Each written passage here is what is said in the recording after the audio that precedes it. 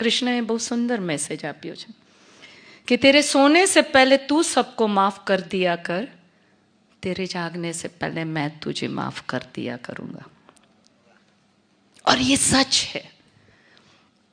હું પંકજભાઈને કહેતી હતી કે મને ક્ષમાપનાનું આપત તો વધારે મજા આવત, કારણ કે જિંદગીમાં મેં અનુભવ્યું છે. ન રાગ, ન દ્વેષ, ન ગુસ્સો કોઈ પણ હોય એની સાથે આપણે આમ કહીએ છીએ ને, તને 7 જન્મ સુધી માફ નહીં કરું.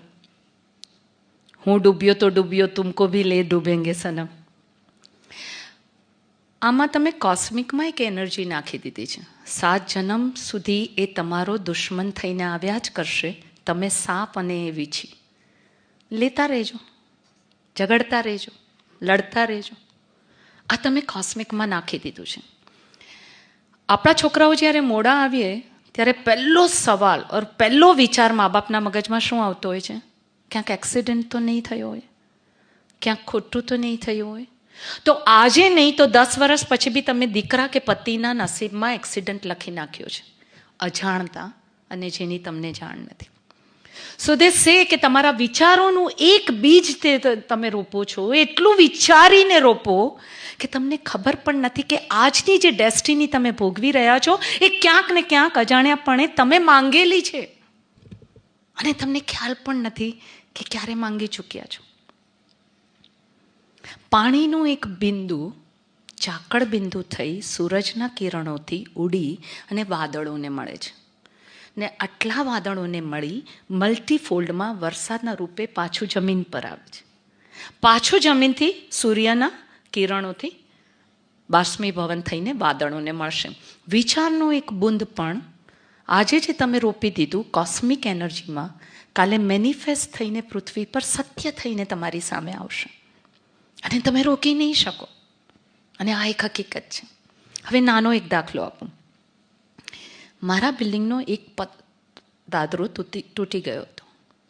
હું પડી એકવાર, મને ફ્રેક્ચર થયું. જ્યારે નીચે ઉતરતી હતી ત્યારે મને પહેલાં જ વિચાર આવતો હતો, ઓલો દાદરો તૂટેલો છે, મને પાડે છે. આવી રીતે હું 3 વાર પડી. પછી શ્રી રવિશંકર સાથે બહુ નજીક હતી, એટલે રાતના અમે સત્સંગ કરવા બેસતા હતા બેંગ્લોર. મેં गुरुजी કીધું, गुरुजी आजकल तो मेरे को बहुत इंट्यूशन होने लगा इतना मेडिटेशन के बाद. बोले क्या बात है भावना, तुम्हें भी क्लेवॉन्ट हो गई तुम, कि तुम्हें भविष्य मालूम પડને લગા, ક્યા બાત હે? મેં તો હા ગુરુજી, હું જ્યારે બી ત્યાં આવું છું ને મને જે દિવસે લાગ્યો છે ને કે હું પડીશ એ દિવસે હું પડું જ છું. અને ગુરુજી એવા છે કે તમને ડાયરેક્ટ તમારું ઇન્સલ્ટ ન કરે. આપણે એમ સમજીએ કે આપણે બહુ હોશિયાર થઈ ગયા છે, તો એ દિવસે જ્યારે પોતાનું પ્રવચન આપવાના હોય એમાં આપણને વણી લે, આપણી ઇડિયોસિટીને વણી લે.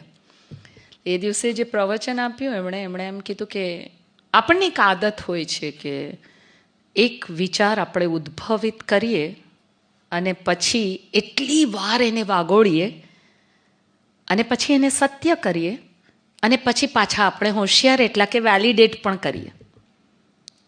સમજી ગયા શું? મેં એનર્જી ઊભી કરી ત્યાં કે આ પથ્થર મને પાડે છે. ઘડી એ પથ્થરે પાડ્યું તો મેં કીધું, જોયું, મેં કહ્યું તું ને હું પડીશ, મને જ્ઞાત થઈ ગયું તું ને. એ જ્ઞાન નહોતું, મેં જ એ એનર્જી ઊભી કરી, હું જ પડી, અને પછી મેં વેલિડેટ કર્યું કે જો હું કેટલી હોશિયાર છું, મને તો ભાસ થઈ જાય છે. સો ગુરુજી સર કે તમે એક સોચનું બીજ જ્યારે બોવો છો ત્યારે એક કાર્યશક્તિ પેદા કરો છો. એક કાર્યશક્તિનું બીજ બોવો છો ત્યારે એક આદત બને છે. એક આદતનું બીજ બોવો છો ત્યારે એક કેરેક્ટર ઘડાય છે, અને એક કેરેક્ટરનું બીજ બોવો છો ત્યારે પૂરીની પૂરી ડેસ્ટિની તમે લણો છો. If you sow a seed of a thought, you reap an action.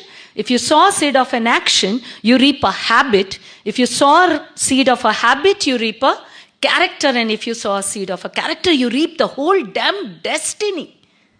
અને આપણી પાસે સમય જ નથી એ જાણવા માટે કે વિચારી શું રહ્યા છે.